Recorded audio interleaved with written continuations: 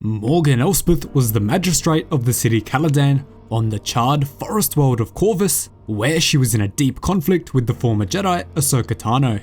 On her way towards the grand gates of Caladan, Ahsoka mentioned that Morgan Elsbeth's people had been brutally massacred during the Clone Wars. So could Morgan Elsbeth actually be a Nightsister whose people were massacred by General Grievous in one of the most horrific attacks in the war? There is some pretty huge evidence for this theory, which strongly points to it being true. So I'm going to break down the full Morgan Elsbeth Nightsister Theory and how it could connect to Grand Admiral Thrawn. Before we get into it, make sure to hit the subscribe button below to be notified as soon as I release more awesome Mandalorian Season 2 content.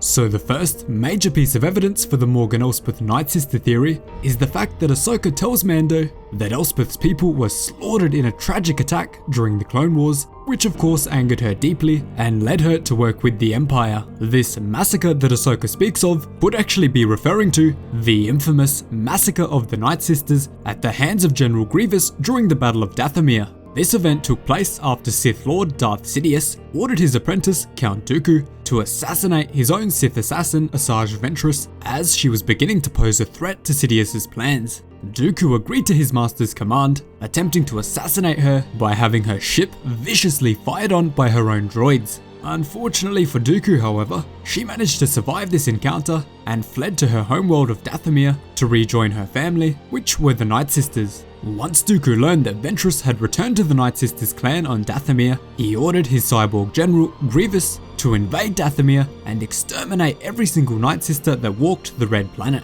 Once Grievous arrived on the Red World, his battle droids viciously killed every Nightsister they came across, with Grievous himself even shredding many of the witches to pieces, leaving only a very small amount of survivors who made it off-world. It's possible that Morgan Elsbeth herself was one of the very few survivors of the attack. This is even further backed up by the fact that the episode of the Clone Wars where this battle takes place is actually called Massacre, the exact word that Ahsoka uses to describe what happened to Morgan Elsbeth's people. Now this leads us on to the next major piece of evidence. Morgan Elsbeth has the same grey markings that many members of the Nightsisters clan also have on their faces. These symbols are very common in Nightsister witch culture and likely represent their skills or affinity with the magical ichor, which is how the Nightsisters summon the Force through their ancient magics. On top of this, the symbol on Elsbeth's head is the shape of a crescent moon, which is a known symbol in Nightsister witchcraft, and knowing Dave Filoni, this is probably his way of subtly telling us that she is a Nightsister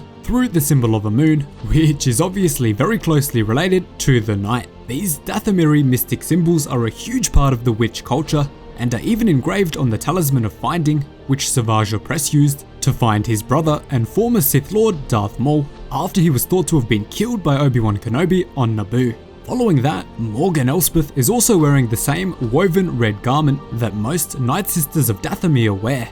This red garment is almost identical to the ones worn by the Nightsister witches during the Clone Wars before their massacre, and also by Merrin from Jedi Fallen Order, who was another confirmed survivor of the Nightsister Purge. She even wears a similar undergarment wrapping high up her neck, similar to the other Nightsisters, and again, the same thing that surviving Nightsister Merrin wore in Jedi Fallen Order. In addition to that, her name is Morgan, which is a name that is closely related to sorcery, witchcraft, and magics. The name Morgan itself comes from the Arthurian legend, or relating to the legends of King Arthur, where a woman named Morgan Le Fay is depicted as a powerful sorceress, or as some would consider, a witch.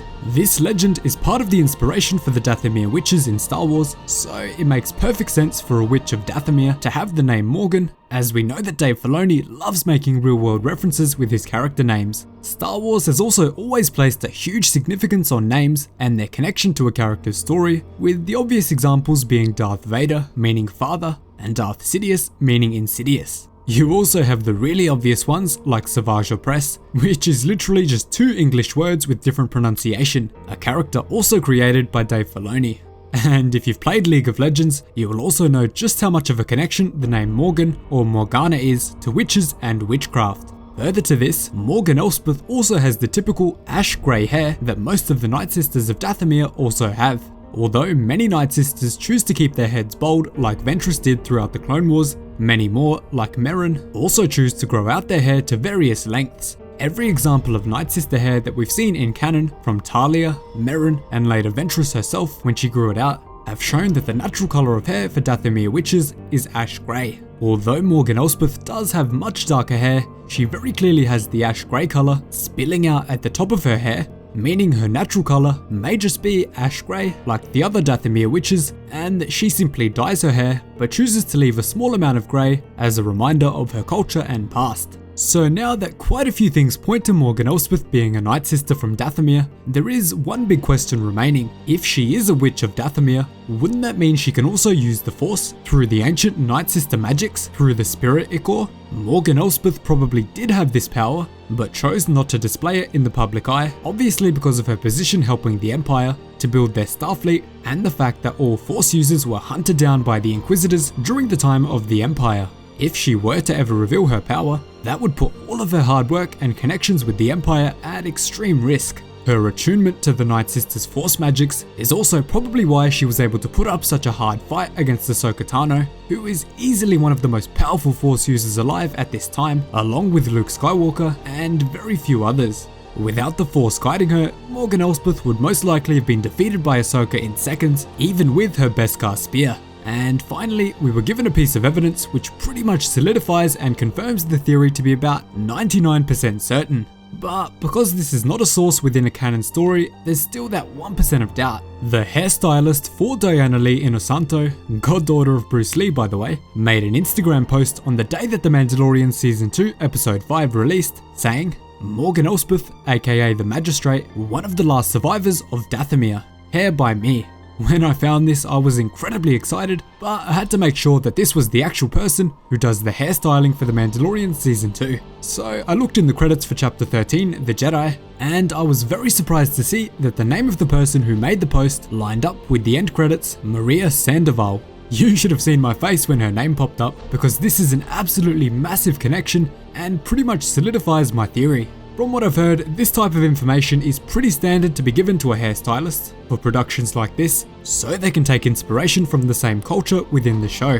Following that, there is also a massive question about why she doesn't have the same pale, grey skin that the rest of the Nightsisters have. It's possible that she is a human Nightsister hybrid, almost like how Hera and Kanan's child, Jason, was a human Twi'lek hybrid. This would explain her skin not being the pale grey, and would also explain how she was able to work with the Empire without being cast aside, as we know the Empire really don't treat visibly alien species too well. Another possibility is that she is simply from a different Dathomir witch clan, which don't carry the same grey skin and grey lip traits that the core Nightsisters group do. Thanks to a new Clone Wars story called Bug in the Clone Wars Stories of Light and Dark book, we now finally know in canon that there are other groups of Force-sensitive witches on Dathomir, which Morgan Elsbeth may come from. These include the Blue Coral Divers clan, the Howling Crag clan, as well as some allusions to the Misty Falls clan, the Dreaming River clan, the Frenzied River clan, the Great Canyon clan, and the Red Hills clan. And this short story just happens to have been written around the same time that Chapter 13 of The Mandalorian would have been written by Dave Filoni's wife. So maybe they are setting up a future story on Dathomir. But let me know down below which of the clans, including the Nightsisters,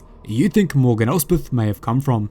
As for why she is now working under Grand Admiral Thrawn, it could be because after the massacre from General Grievous and the Confederacy, Elsbeth embraced the Republic so much that when it eventually transitioned into the Empire, she stuck with them and began producing weapons for them in order to ensure that another separatist movement like the Confederacy would never spring up again. So that is my full Morgan Elsbeth is a Nightsister theory. Thanks so much for watching, remember to leave a like and subscribe for more awesome Mandalorian content. Cheers guys, hope to see you in the next one.